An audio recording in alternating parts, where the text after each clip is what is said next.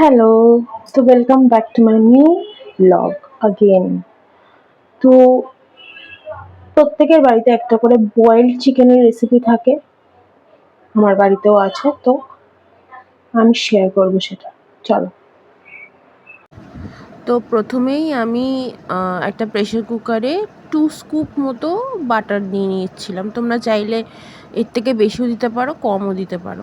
আমি তেলটা ইউজ করিনি। তারপরে এখানে কিছুটা কুচনো পেঁয়াজ দিচ্ছিলাম। তো কুচনো পেঁয়াজটা যখন একটু ভাজা ভাজা হয়ে যাবে, তারপরে আমি এর মধ্যে অ্যাড করব হচ্ছে থেতো করা রসুন আর আদা। অবভিয়াসলি এটা কিন্তু বেটে দেবে না, থেতো করে আদা আর রসুনটা অ্যাড করবে।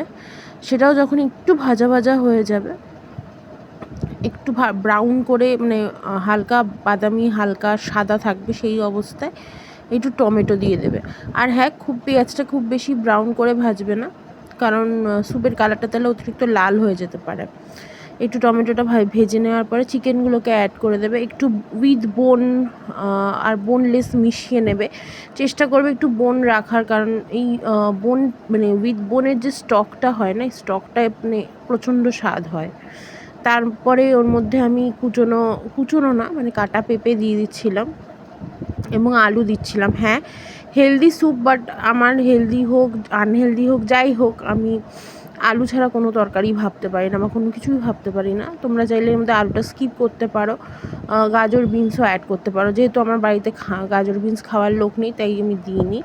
তারপরে কিছুক্ষণ একটু ঢাকা চাপা দিয়ে কিছুক্ষণ ঢেকে রেখে 5 মিনিটের মতো, তারপরে ওর মধ্যে কালো মরিচ বা গোলমরিচ, যেটা গোলমরিচ দিয়ে একটু নুন দিয়ে, হ্যাঁ নুনটা আমি একটু স্লাইটলি কমই দিয়েছি, কারণ স্যুপে আমি একটু নুনটা কমই পছন্দ করি, দিয়ে ভালো করে নাড়িয়ে আমি ঢাকা চাপা দিয়েছিলাম। আবার একটু ভালো করে কষিয়ে নিচ্ছিলাম, যাতে মানে সব কিছু মশলাগুলো একসাথে মিশে যায়।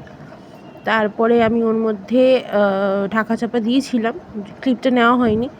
ঢাকা তুলে ওর মধ্যে আমি পরিমাণ মতো জল দিলাম। আমি একটু সুপি কনসিস্টেন্সি পছন্দ করি, অনেকে যারা যেরকম পছন্দ করে সেই অনুযায়ী জল দিয়ে আমি লিডটা দিয়ে দিয়েছিলাম। দিয়ে আমি মোটামুটি ওই 4টে মতো সিটি দিয়ে অফ করে রেখেছিলাম, ভেপারটা যাতে না বেরোয়। লিডটা আমি খুলিনি।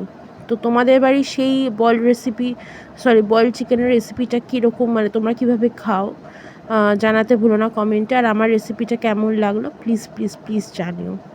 টাটা।